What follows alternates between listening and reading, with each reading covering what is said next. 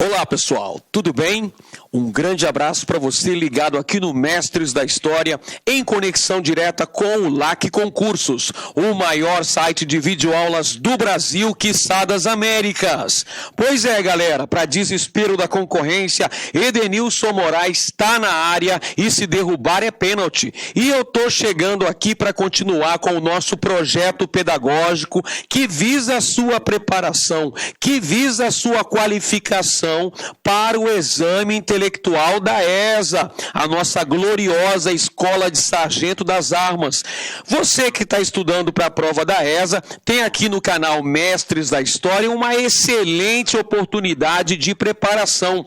Toda semana eu trago um vídeo novo de História do Brasil para potencializar os seus estudos. Mas eu peço para você que você curta esse vídeo, que você deixe o seu like maroto, porque isso ajuda no desenvolvimento do nosso canal. E se você é novo por aqui, se inscreva para ajudar que o nosso canal possa se desenvolver, crescer cada vez mais e proporcionar a democratização do ensino. Nós estamos aqui com o objetivo de disseminar conhecimento histórico, proporcionar uma aprendizagem significativa, mas nós queremos a sua contrapartida, nós queremos que esses vídeos tenham muitas visualizações. Está muito fraquinho os nossos vídeos aí. A gente está postando vídeos de qualidade aqui no YouTube para justamente facilitar a sua aprendizagem histórica, mas a gente quer que mais e mais pessoas tenham oportunidade de estudar conosco. Então, se esses vídeos estão sendo positivos para você, não se esqueça de curtir o vídeo, de comentá-lo, de recomendar para os seus amigos, para que mais pessoas possam somar conosco e fazer o nosso canal crescer aqui no YouTube. Nós estamos com uma meta arrojada de chegarmos a 50 mil inscritos até o final do ano. Você tem que nos ajudar. É isso aí, nós estamos aqui para potencializar o seu estudo, tudo bem. Nós estamos aqui para desenvolver a sua aprendizagem, também estamos aqui para isso. Só que precisamos do seu apoio. Então, galera, vamos nessa corrente positiva para conseguirmos grandes resultados. Vamos lá então, começando a nossa aula de hoje, que vai falar sobre a economia colonial. Olha só, a nossa aula de hoje vai enfatizar as principais características da economia da América Portuguesa. Passaremos por todos os chamados ciclos econômicos, todas as fases relacionadas com a exploração econômica do Brasil, passando pela cana-de-açúcar, pelas atividades paralelas como o cultivo de algodão, cultivo de tabaco, exploração das drogas do sertão, passaremos também pela exploração de ouro, a mineração durante o século XVIII. Ou seja, a nossa aula de hoje visa qualificar a sua aprendizagem relacionada com a exploração econômica da América Portuguesa. Então, bora estudar, pessoal. Falta de tempo não é desculpa. Falta de tempo não existe. Existe falta de prioridade. Você tem que priorizar os seus estudos, colocar os seus estudos em primeiro lugar, buscar com foco, força e fé, cada vez mais potencializar seus estudos para conseguir cada vez mais aprendizagem significativa, estudando, lendo muito, fazendo resumos e principalmente resolvendo questões. Afinal de contas, no dia do seu exame intelectual, você vai receber o quê? Um caderno de questões. Então, você tem que realizar uma série de questões para aumentar, assim, a sua aprendizagem. Vamos começar a aula de hoje falando sobre a América Portuguesa. A América Portuguesa é o Brasil, pessoal, que foi uma colônia de exploração. Beleza, os portugueses aportaram nesse território em 1500.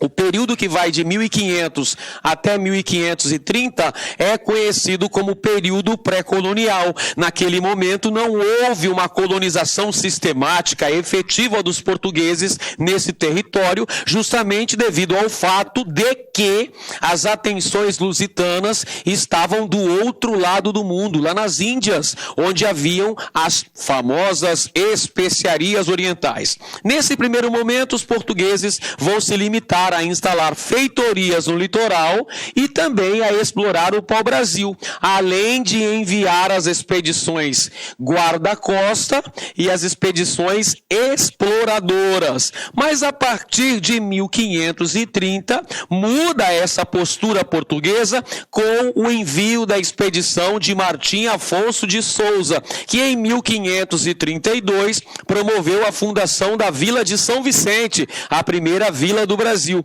Em 1534, houve a implantação do sistema das capitanias hereditárias, onde apenas 2 apresentaram resultados satisfatórios de forma primordial: Pernambuco e São Vicente. Aí o rei de Portugal resolveu centralizar a administração em 1548, promovendo a criação do sistema de governo geral.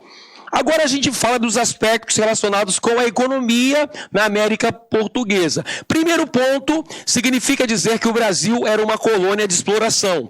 Ou seja, a grande função da América Portuguesa era proporcionar riquezas para a metrópole, ou seja, para Portugal. O Brasil deveria fornecer gêneros tropicais de exportação, sendo o Brasil uma economia complementar à metrópole. O Brasil deveria fornecer produtos agrícolas, tais como a cana-de-açúcar, o algodão, o tabaco ou minérios, como, por exemplo, o ouro no século XVIII, explorado em Minas Gerais, Mato Grosso e Goiás.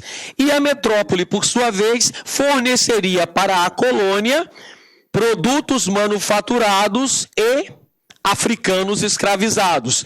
Na relação envolvendo colônia e metrópole, no chamado sistema colonial, vigorava o pacto colonial. O que é o pacto colonial, professor? É o exclusivo metropolitano. Significa que apenas a metrópole, leia-se Portugal, teria o direito de exploração econômica da colônia, ou seja, do Brasil. Então, o Brasil, dentro do sistema colonial, sendo uma colônia de exploração, deveria ser uma economia complementar à metrópole. O Brasil não poderia produzir nada que a metrópole já produzisse. O Brasil seria uma economia paralela, complementar à economia metropolitana portuguesa. Porque a grande sacada, o grande objetivo era proporcionar lucratividade para a coroa lusitana. O grande papel do Brasil era garantir uma balança comercial para Portugal. Afinal de contas, amiguinhos, não se esqueça que nesse período da Idade Moderna vigorava o mercantilismo, ou seja, o capitalismo comercial, a grande intervenção do Estado na economia através de práticas monopolistas e protecionistas, através da busca de uma balança comercial favorável.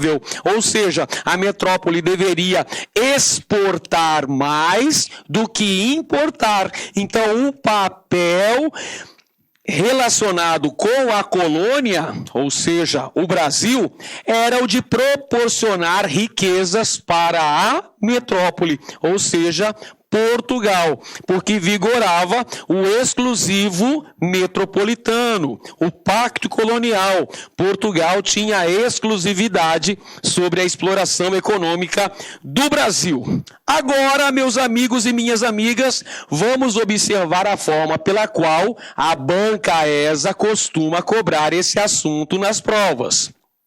Vem comigo então para essa questão. O principal interesse da metrópole portuguesa em relação ao Brasil centrava-se na alternativa A: produção de gêneros alimentícios para suprir o déficit do trigo português. Não. O objetivo da exploração econômica do Brasil era fornecer gêneros agrícolas que pudessem sustentar e garantir uma lucratividade para a economia portuguesa. Alternativa B, busca de uma compensação pela perda de territórios para os árabes na África? Nada disso. O Brasil, sendo uma colônia de exploração e dentro do sistema colonial, deveria fornecer riquezas para Portugal. Essas riquezas são produtos agrícolas de exportação, gêneros tropicais de exportação ou minérios. Alternativa C, obtenção de produtos complementares à economia europeia, rentáveis no mercado mundial. Correta alternativa C, pessoal. Olha o exemplo da cana-de-açúcar. Por que houve a implantação do cultivo de cana-de-açúcar visando a produção de açúcar no Brasil? Justamente pela alta lucratividade do produto, pelo grande mercado consumidor na Europa, pela experiência portuguesa no cultivo de cana-de-açúcar, pelos créditos holandeses, que eram quem financiavam a produção, e principalmente por conta das condições geográficas favoráveis existentes no Brasil.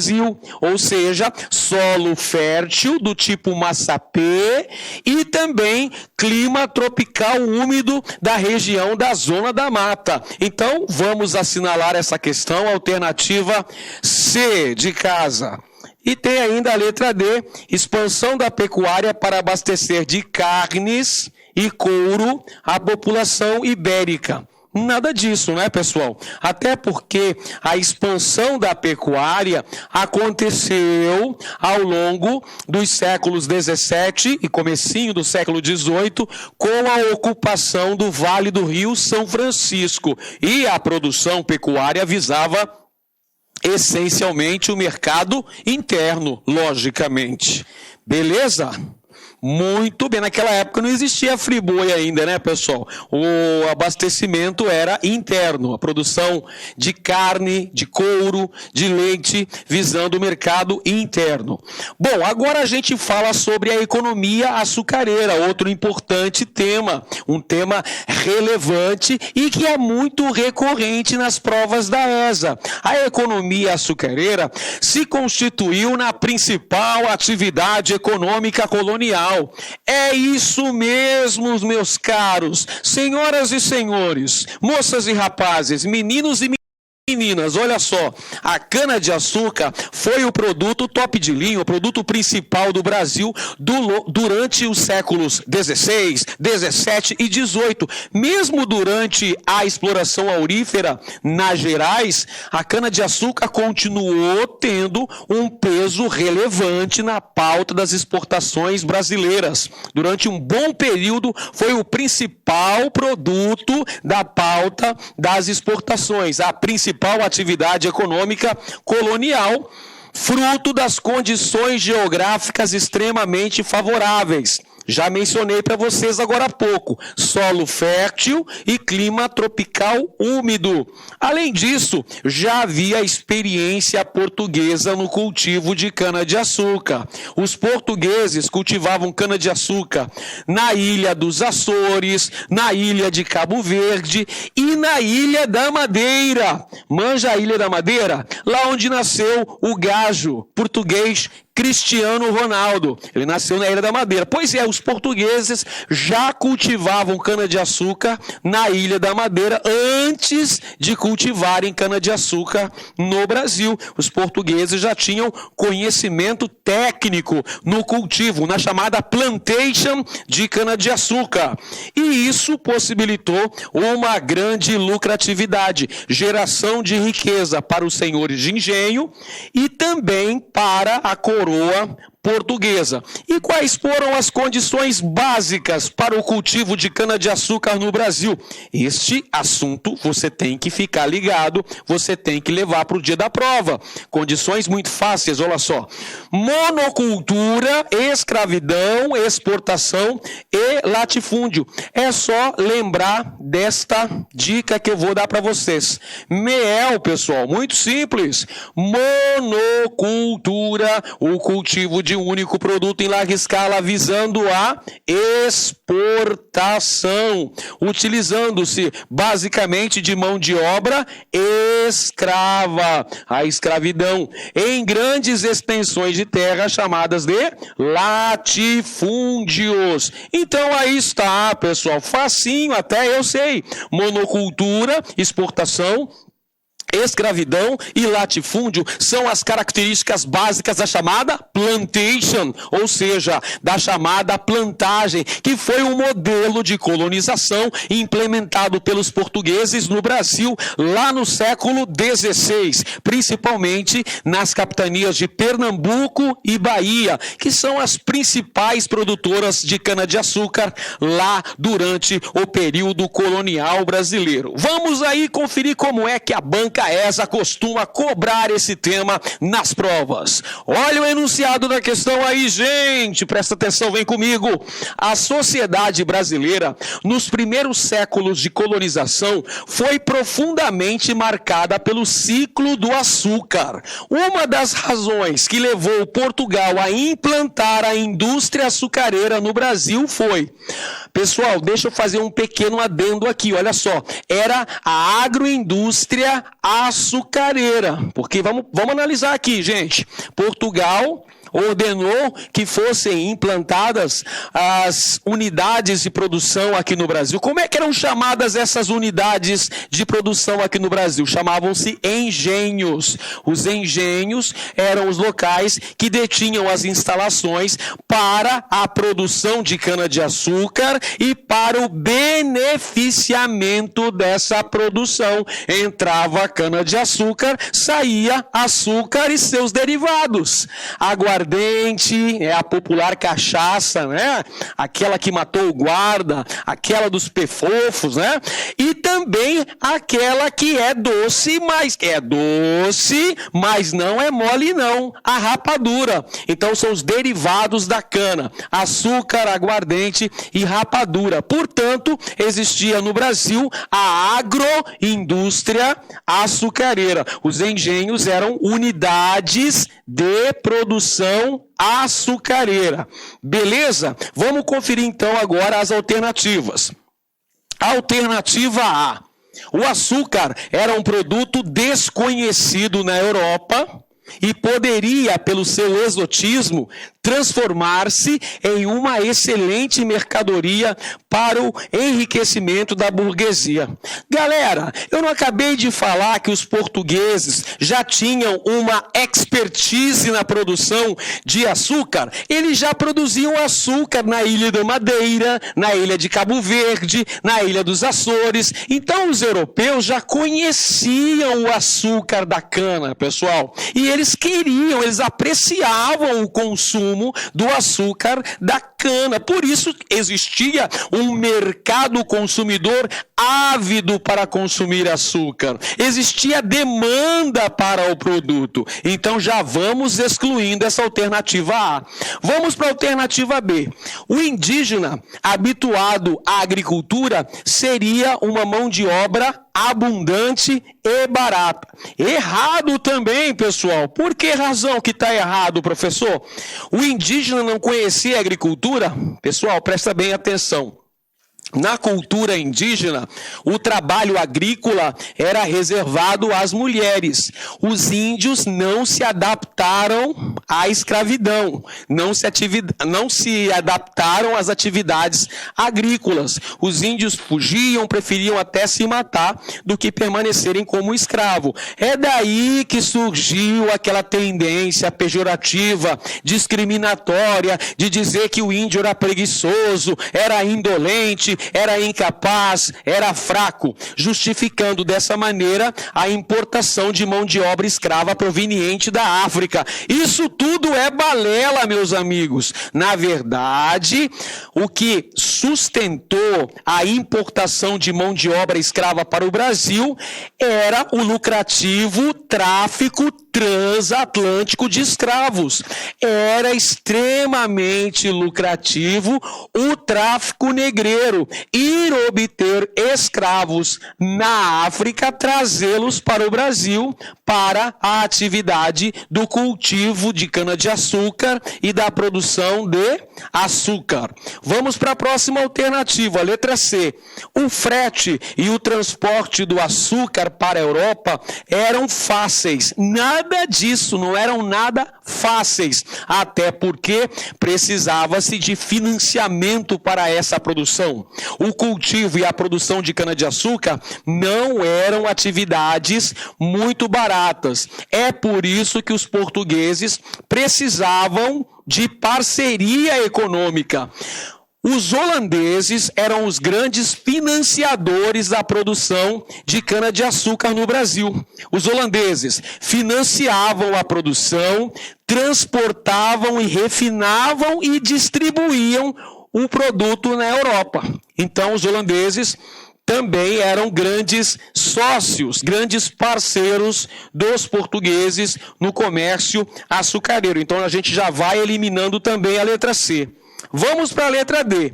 O clima e o solo ofereciam magníficas condições para o plantio de cana, e Portugal já possuía experiência no comércio e na produção de açúcar. Beleza, perfeito, do jeitinho que eu ensinei para você.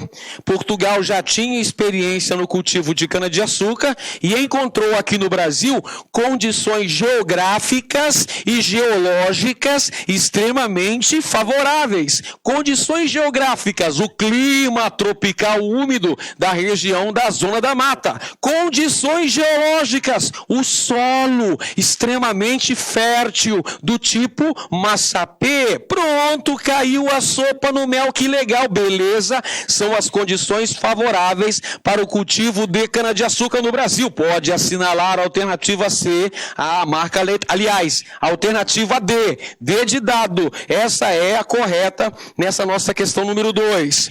E temos ainda a alternativa E, a abertura de um mercado produtor concorrente com a grande produção açucareira, as Antilhas, controlada pela Holanda, tradicional inimiga de Portugal.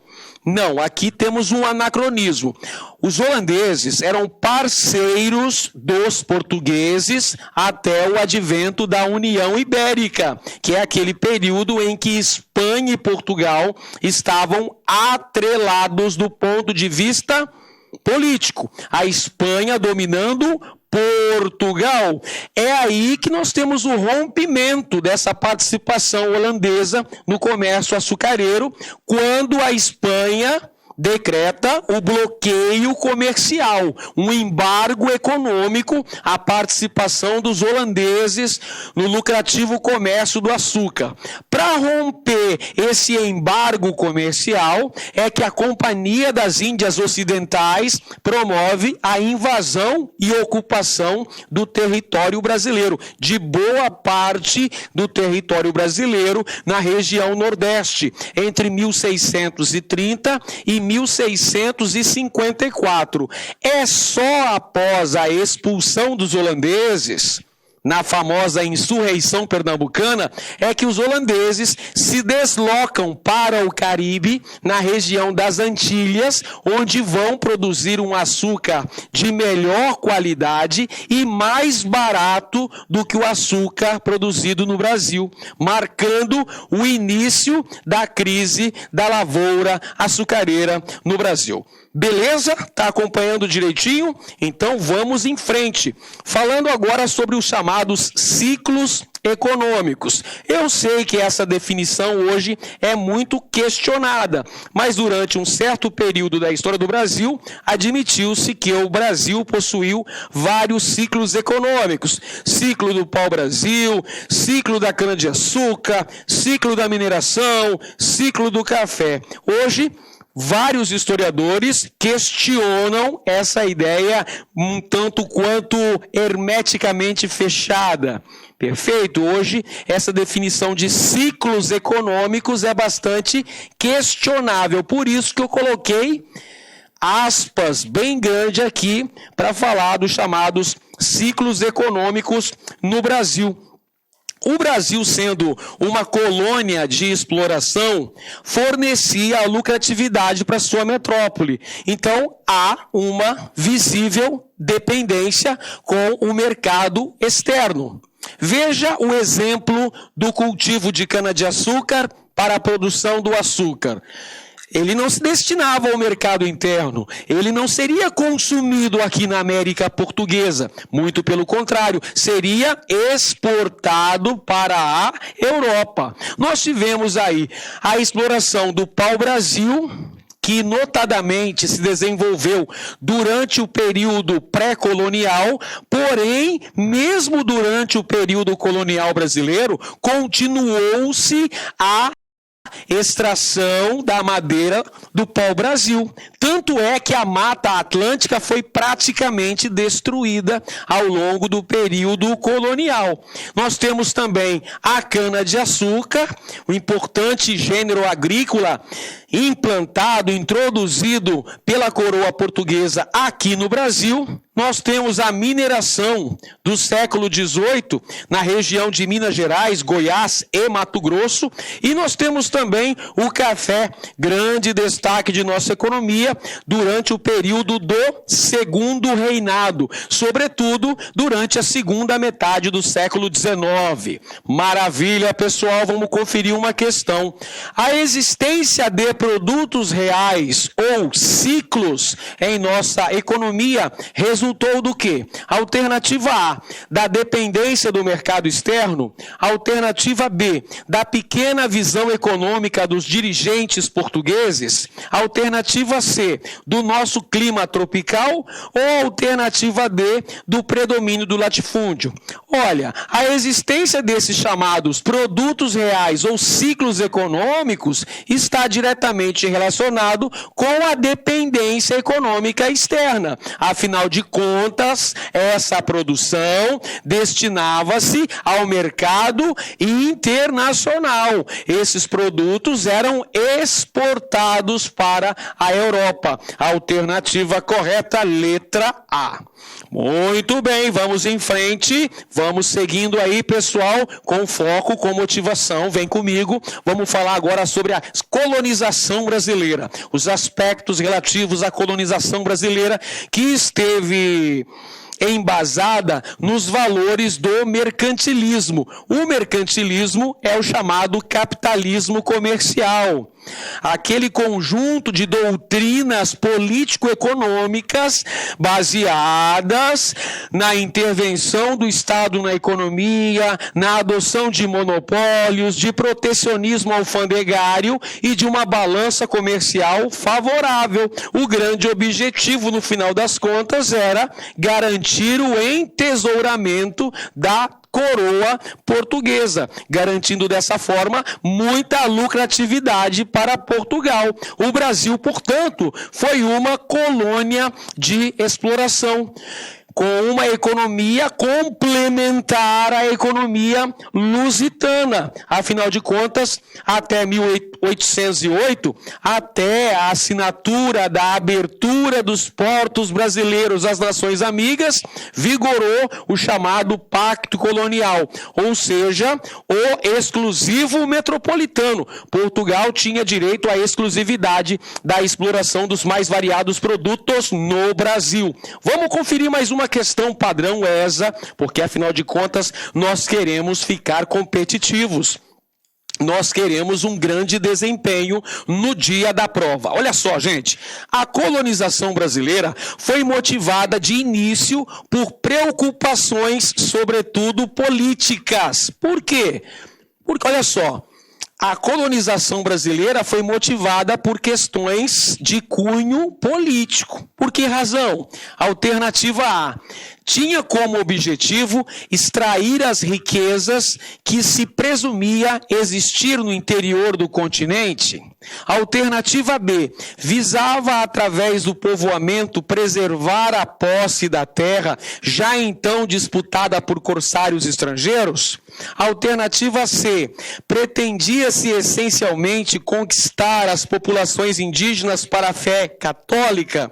Alternativa D, almejava-se a conquista do sertão através do estímulo à pecuária extensiva. Ou alternativa E, contava com o apoio da coroa espanhola dirigida por Dom Sebastião. Pessoal, qual era o grande objetivo de Portugal ao se estabelecer a colonização da América Portuguesa? O grande objetivo era garantir a acumulação de riquezas para o Estado português, garantir uma grande lucratividade para a coroa portuguesa, extrair o máximo de riquezas que se presumia existir no Brasil. Então, a alternativa correta está aí na letra A. Agora a gente fala sobre os objetivos da empresa açucareira no Brasil. Olha só, entre os grandes objetivos da implantação da chamada plantation açucareira no Brasil estavam o de fixar a população à terra, de se estabelecer núcleos populacionais ao longo do litoral brasileiro.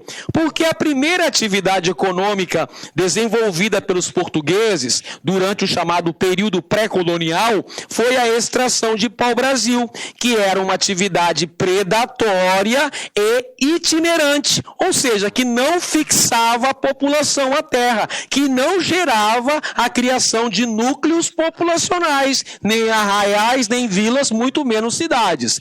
Com a introdução da lavoura de cana-de-açúcar, isso mudou, meus amigos. Surgiram arraiais, surgiram vilas, surgiram até cidades no Brasil. Então, entre os objetivos da empresa açucareira estava o de fixar a população colonizadora à terra, além de manter um controle político sobre o território. O Brasil já estava sendo alvo do ataques de piratas e de corsários, principalmente franceses, que faziam contrabando do pau-brasil, que negociavam com os povos indígenas. Então, Portugal começou a se preocupar com isso. Portugal começou a pensar, precisamos colonizar o território, senão vamos perder essa terrinha para os franceses. É por essa razão que começa o processo de colonização a partir de 1530. Depois tem a criação das capitanias, depois tem a implementação do governo geral. Temos também um outro fator importante, o alto valor comercial do açúcar no mercado europeu. Nós vimos que essa produção visava o mercado externo e gerava uma grande lucratividade para a coroa portuguesa. E o açúcar foi um produto que teve uma grande preponderância econômica no século XVI, sendo o Brasil o principal centro de produção de açúcar no mundo. Muito bem, agora chegando aí na área, mais uma questão padrão ESA para a gente fixar o nosso conteúdo. Vamos nessa. No início da colonização, a cultura de cana-de-açúcar era realizada em grandes propriedades que eram chamadas de... essa é muito fácil. Essa é mais fácil do que tomar doce das mãos de crianças. Para com isso. Essa questão é melzinho na chupeta. É mamão com açúcar. Essa é facinho demais. Como eram chamadas as grandes propriedades de terra onde se desenvolveu a lavoura canavieira? Chamavam-se latifúndios. A alternativa correta, letra B de bochecha. Pronto, garoto, tá aí mais uma, tá no papo. Agora a gente fala do tal do pacto colonial. O que vem a ser o pacto colonial, professor? Pacto colonial é o mesmo que exclusivo metropolitano. Gostou? Exclusivo metropolitano. Ou seja, o direito exclusivo o monopólio exercido pela coroa portuguesa no comércio da sua principal colônia, o Brasil. Então é o exclusivo metropolitano, é o estanco, pessoal. Portugal detinha o monopólio sobre a exploração econômica do Brasil. O Brasil exportava produtos agrícolas tropicais, tais como açúcar, algodão, tabaco, drogas do sertão, e depois passou também a exportar minérios, a partir do finalzinho do século XVII, quando ocorreram os primeiros achados auríferos. Em que região? Lá em Minas Gerais, começando a exploração mineral naquela região. Muito bem, vamos em frente, já temos mais uma questão nos esperando. Vamos nessa então, vamos matar mais uma. Em relação à economia colonial portuguesa, podemos afirmar que alternativa A, confira comigo, era fruto do sistema mercantilista adotado. Alternativa B, era voltada para o industrialismo e complementava a economia da metrópole. Alternativa C, era baseado no liberalismo econômico, vou grifando essas palavras. Letra D, sua produção visava atender aos mercados das colônias espanholas vizinhas. Ou letra E, foi baseado no monopólio do ouro durante todo o período colonial. Pessoal, qual é a única alternativa correta que nós temos aqui na questão número 6?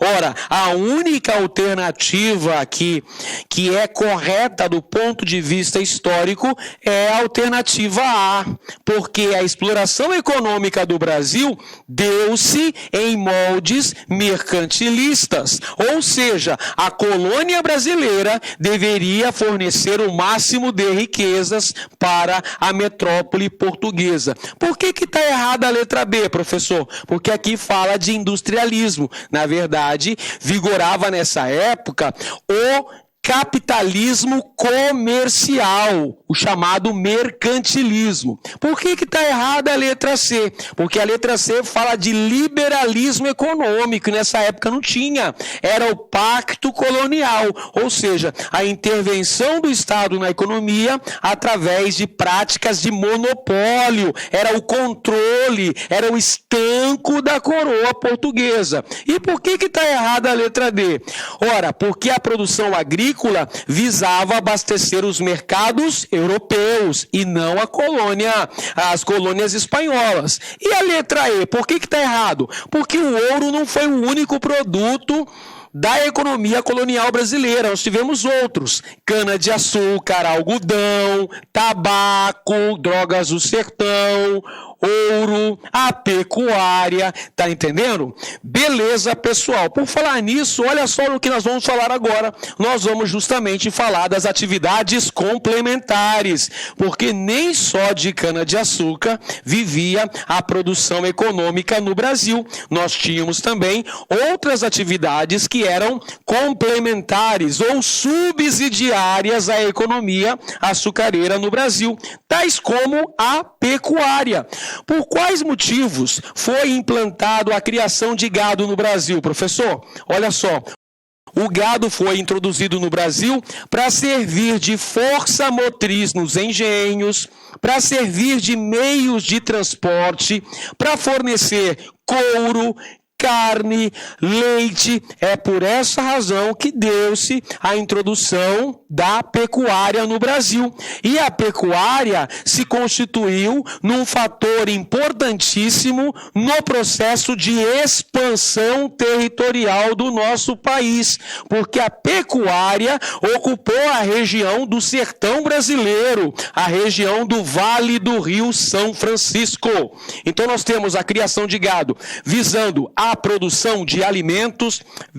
Temos também o cultivo Olha aqui, pessoal, deixa eu só conferir aqui, ó. O gado serviu para alimento, transporte e serviu também para expansão territorial. Além disso, como atividades complementares, nós tínhamos as chamadas roças de subsistência. Anota aí no seu caderno, informação importante, uma atividade paralela à produção de alimentos visando o consumo interno, cultivo de arroz, feijão, milho e principalmente de mandioca, o pão do Brasil. Ave Maria, principal alimento ali colonial, a mandioca e seus derivados como a farinha da mandioca, muito apreciada na época colonial até os dias de hoje. Tem gente que não vive sem farinha de mandioca. Eu sou um deles também, que sou adepto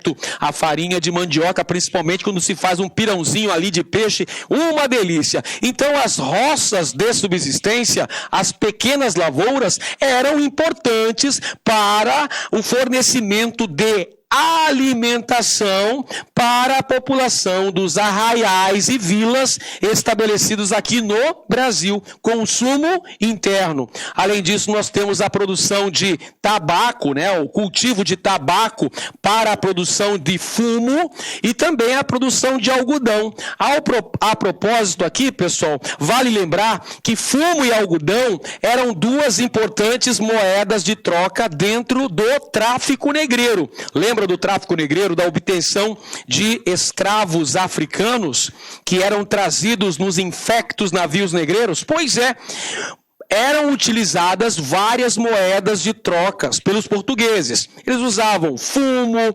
aguardente, algodão, munição, para a obtenção de escravos nas feitorias localizadas no litoral africano.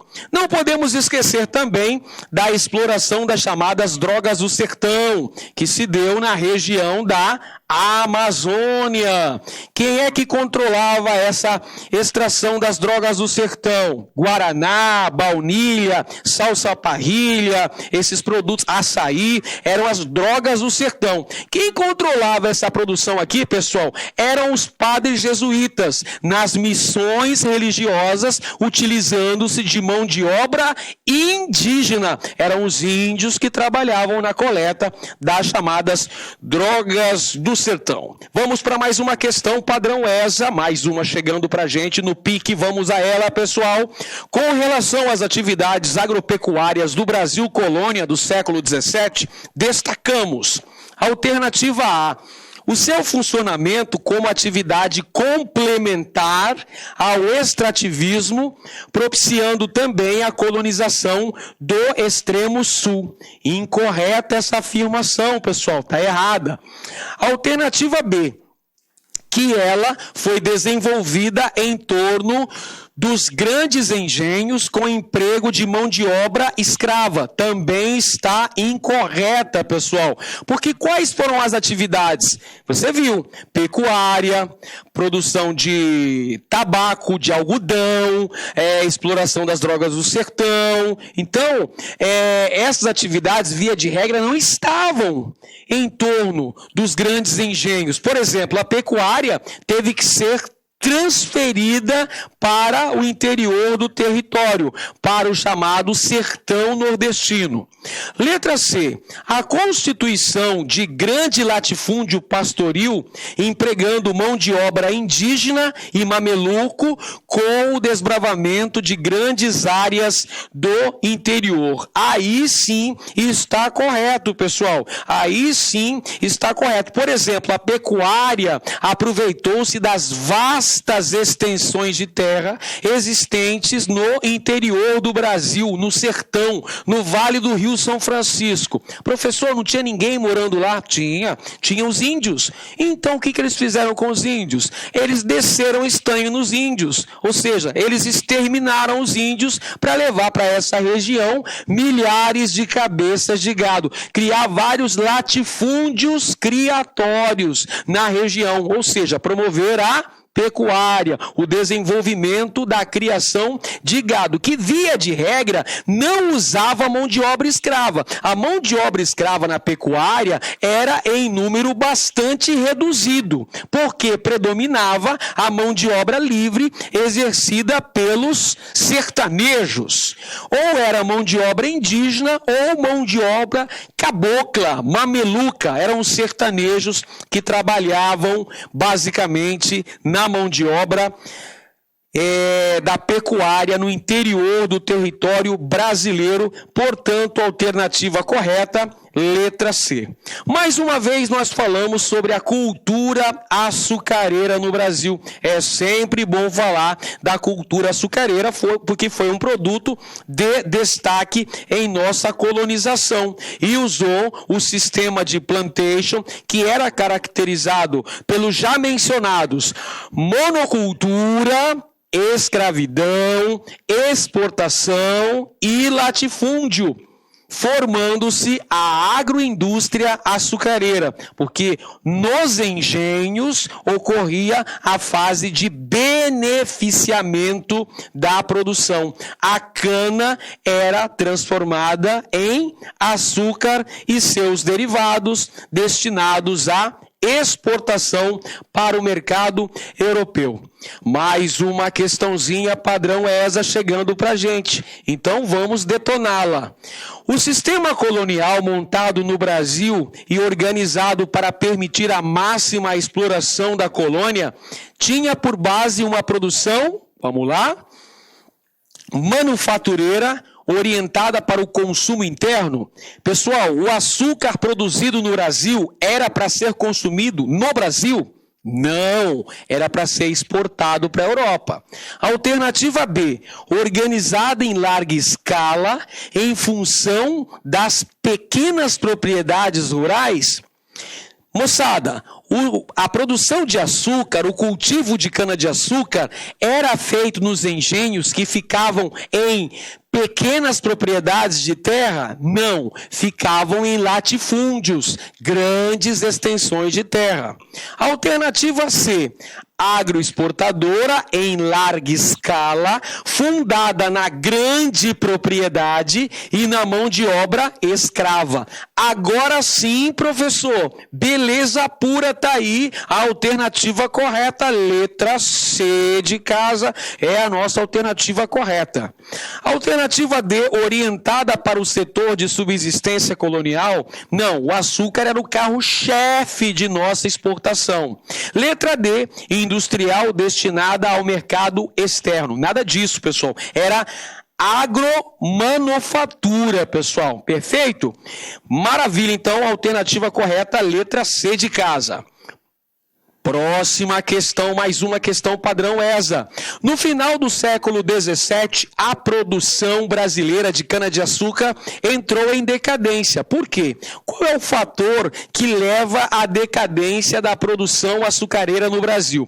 Olha, nós tivemos 24 anos de ocupação holandesa no Nordeste, durante o chamado período do domínio holandês, durante a fase da Nova Holanda, principalmente no auge do período holandês, que foi o governo de Maurício de Nassau entre 1637 e 1644. Aconteceu a insurreição pernambucana entre 1645 e 1654. A principal consequência da insurreição pernambucana, que foi uma revolta comandada pelos senhores de engenho luso-brasileiros, foi a expulsão dos holandeses dos territórios de Pernambuco. E qual é a consequência? Qual é o desdobramento da expulsão dos holandeses do Brasil? Ora, os holandeses vão se estabelecer nas Antilhas, onde vão cultivar um açúcar, uma cana-de-açúcar, para a produção de açúcar de melhor qualidade e mais barato do que o brasileiro. Ou seja, começa a haver concorrência no mercado mercado externo, simbolizando o início da decadência da lavoura canavieira no Brasil. Então, a lavoura canavieira das Antilhas entrou em concorrência com a produção brasileira. A alternativa correta, letra A. Muito bem, agora chegamos à economia mineradora. Chegou a hora de falarmos da fase dourada de nossa colonização, o século XVIII. Nós tivemos aí no finalzinho do século XVII as primeiras grandes descobertas auríferas, os primeiros achados auríferos que se deu justamente pela ação dos bandeirantes. As bandeiras eram expedições de caráter particular que percorriam os sertões brasileiros em busca de riquezas. Haviam várias formas de bandeira. Bandeira de apresamento, que dedicava-se à caça ao índio. Bandeira de sertanismo de contrato, que atacava quilombos, que atacava indígenas também. E bandeiras de mineração, que dedicava-se à busca de ouro. Os bandeirantes encontraram ouro em Minas Gerais por volta da década de 1690, dando início ao ciclo da exploração aurífera no Brasil. É o século XVIII, quando nós temos uma grande extração de ouro nos territórios que compõem os atuais estados de Minas Gerais, Mato Grosso e Goiás. Tivemos a extração do ouro de lavra, que geralmente era feito em cavernas, era feito em túneis subterrâneos, e a exploração também do ouro de superfície, do ouro de aluvião, que era o ouro encontrado junto ao cascalho nas margens de rios e córregos. Evidentemente que essa extração de ouro teve duração efêmera. Já em meados do século XVIII, apresentava sinais de visível decadência. Por conta da descoberta de ouro em Minas Gerais, Portugal tratou de estabelecer um controle mais específico sobre essa atividade, criando em 1702 a Intendência das Minas, órgão metropolitano responsável pelo controle da distribuição das datas, os locais onde seria extraído o ouro, e também responsável pelo estabelecimento da cobrança de impostos, entre eles o famoso quinto, o quinto dos infernos, que era 20% da produção aurífera. E para tentar combater o contrabando, a coroa portuguesa proibiu a circulação de ouro em pó e criou em 1720 as casas de fundição, locais onde o ouro deveria ser derretido, transformado em barras, com o selo da coroa portuguesa, como forma de tentar inibir o contrabando de ouro, inibir o descaminho do ouro, inibir a sonegação fiscal. Mas você acha que eles conseguiram evitar o contrabando? Claro que não, né, gente? Brasileiro é muito esperto, dá nó até em pingo d'água. E até mesmo os padres foram utilizados aí na tarefa do contrabando do ouro, surgindo daí os famosos santinhos do pau oco. Você já deve ter ouvido essa expressão, fulano de tal é santinho do pau oco, que eram imagens de santos de madeira com fundo falso, onde o ouro era camuflado para driblar a fiscalização e não recolher os tributos reais. Brasileiro é fogo mesmo, né, pessoal? Brasileiro não brinca em serviço, então. Havia, portanto, sonegação fiscal durante o ciclo da mineração no Brasil. Muito bem, pessoal, vamos chegando então ao final da nossa aula, que versou sobre as principais características da economia colonial brasileira. Nós falamos aí da cana-de-açúcar, que foi o carro-chefe das exportações brasileiras durante bom período. Falamos das atividades paralelas, como o cultivo de tabaco, algodão, a exploração das drogas do sertão. Falamos também sobre a pecuária, que garantiu a ocupação das terras do sertão. E começamos a falar sobre a exploração aurífera na região das Minas Gerais, Mato Grosso e Goiás. Espero que você tenha gostado dessa aula. Se você gostou, não se esqueça de curtir e compartilhar nas suas redes sociais. É só assim que a gente vai dar desenvolvimento a este trabalho que visa a qualificação dos seus estudos, que visa a democratização do acesso ao ensino no Brasil, potencializando seus estudos para você ficar competitivo e conseguir grandes resultados nas suas provas. Então, convença-se de que você é capaz e de que a opinião de ninguém mais importará. Confie em você. A fé na vitória deve ser inabalável. Se inscreva aqui no nosso canal Mestres da História e não se esqueça também de se inscrever no canal do nosso parceiro, o LAC Concursos, que possibilita essa nossa gravação nos estúdios do LAC Concursos para que a gente possa distribuir de forma gratuita este material de bastante qualidade fundamentado para turbinar os seus estudos. Um grande abraço a todos e até a próxima aula. Fiquem com Deus. Clique lá.